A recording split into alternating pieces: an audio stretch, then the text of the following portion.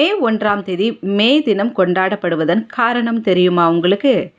ஏதோ வேலைக்கு போறோம், சம்பாதிக்கிறோம், உழைக்கிறோம் அப்படின்ட்டு இல்லாம, ஒரு சில வரலாற்று பின்னணிகளை தெரிந்து கொள்வது நம்முடைய கடமையும் கூட. நீங்க ஒரு நாளைக்கு கிட்டத்தட்ட 20 மணி நேரம் உழைக்கணும். ஆனா, அதுக்குரிய ஊதியம் கிடைக்காது. எங்கள் உரிமை அப்படின்ட்டு நீங்க எதையும் பேச முடியாது. இப்படி ஒரு சூழல்ல உங்களால வேலை செய்ய முடியுமா? நீயும் வேணாம், உன் வேலையும் வேணாம் அப்படின்ட்டு சொல்லிட்டு கண்டிப்பா போயிடுவோம். ஆனா, ஒரு காலத்துல இது தொழிலாளர்களுக்கு விதிக்கப்பட்ட கட்டளையா இருந்தது. கண்டிப்பா இத ஃபாலோ பண்ணணும். வேற வழியே இல்ல. அப்படின்ற ஒரு சூழ்நிலையில தொழிலாளர்கள் இருந்தாங்க. 1880கள்ல உலகின் பல்வேறு நாடுகளிலும் மிகப்பெரிய தொழிற்சாலைகள்லாம் நிறுவப்பட்டுச்சு.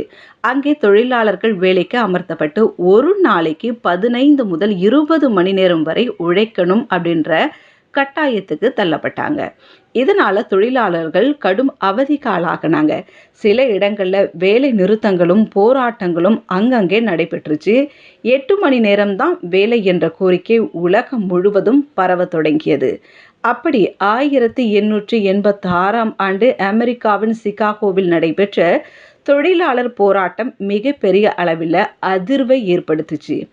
கிட்டத்தட்ட 2,00,000 தொழிலாளர்கள் இந்த வேலை நிறுத்தத்துல ஈடுபட்டாங்க. ஆனா காவல்துறையினர் போராட்டத்தை ஒடுக்க நினைச்சபோது, வன்முறையில முடிந்த சில தொழிலாளர்கள் இறக்க நேர்ந்தது.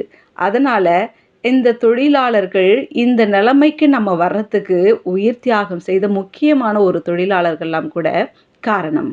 இந்த போராட்டத்தை நினைவு கூரவும் தொழிலாளர் உரிமைக்காக குறிப்பா 8 மணி நேர வேலை என்ற உரிமையை ஒருபோதும் கைவிட்டு விடக்கூடாது அப்படின்றதற்காகவும் தான் ஆண்டுதோறும் மே 1ஆம் தேதி உழைப்பாளர் தினமாக கொண்டாடப்படுது.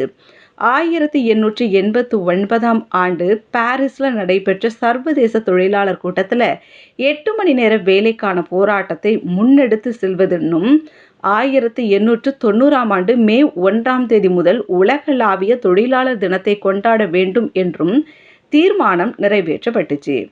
இந்தியாவை பொறுத்தவரை 1923ஆம் ஆண்டுதான் இந்தியாவில் முதன்முறையா மே தினம் கொண்டாடப்பட்டுச்சு. அதுவும் தமிழகத்துல தான் மே தினம் கொண்டாடப்பட்டுச்சு. பொது உடைமைவாதி சிங்காரவேலர் தான் முதல்ல சென்னை மெரினா கடற்கரையில மே தின பொதுக்கூட்டத்தை அவர் நடத்தினாரு. கடுமையான உழைப்பின் மூலம் தேசத்துல கட்டமைக்கிறதுல தொழிலாளர்கள் முக்கிய பங்களிப்பை வழங்குகிறார்கள். தொழிலாளர் தினம்ன்றது தொழிலாளர்களின் கடின உழைப்பை அங்கீகரிப்பது மட்டுமல்லாம, அவங்களுடைய உரிமைகள் குறித்து அவங்களுக்கு எடுத்துரைப்பதற்கும், சுரண்டலில் இருந்து அவர்களை காப்பாற்றுவதற்கும் பயன்படுத்தப்பட வேண்டும். நிறுவனங்களும் தொழிலாளர்களுக்கு சிறந்த வேலை நிலைமைகளை வழங்க வேண்டும் என்பதை நினைவூட்டும் தினமாக தான் மே தினம் இருக்கு. பல நாடுகள்ல தொழிலாளர் தினமானது தேசிய விடுமுறை நாளாக கொண்டாடப்படுது. தொழிலாளர்களின் சாதனைகளையும் பங்களிப்புகளையும் முன்னிலைப்படுத்த பல நிகழ்வுகளும் கருத்தரங்குகளும் இந்த நாள்ல நடத்தப்படுது. இன்றைய மே தின நாள்ல அநேக அரசியல் கட்சி தலைவர்களும் பிரபலங்களும் தொழிலாளர் நலத்துறை சார்ந்தவர்களும் தொழிலாளர் தின வாழ்த்துக்களை தெரிவித்து கொண்டிருக்கிறாங்க. இப்போ பார்த்தீங்கன்னா நம்ம ஊர்லலாம் மே தினத்துக்கு பொது விடுமுறை கொடுக்கறது அப்படின்றது ரொம்ப சந்தோஷமான விஷயம். இந்த நாளை ஒரு முக்கியத்துவப்படுத்தி தொழிலாளர்களுக்கு விடுமுறை கொடுப்பதுன்றது அது உயர்வா பார்க்கப்படுது நம்ம இடத்துலலாம்.